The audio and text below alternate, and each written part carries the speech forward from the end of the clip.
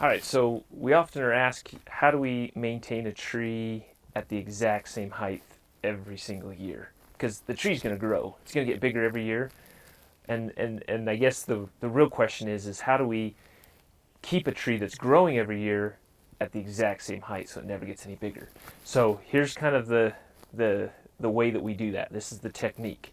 So you can see where the pruning cut has been made last year is here, and then the lateral buds then they start to elongate.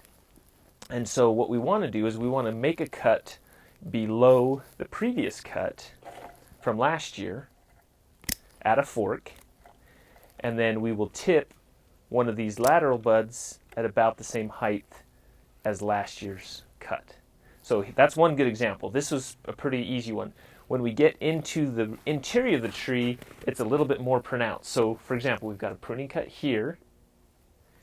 We've got this elongation, this long new growth. We've got a couple of these little lateral buds that have kind of elongated here. We've got some spurs starting to develop. And then you can see 2 years ago, if I cut this at this fork down here, I have two branches, and I can tip this one back at about the same height as this. So you can see we haven't gained any length by removing this and then tipping a branch that's just below that pruning cut.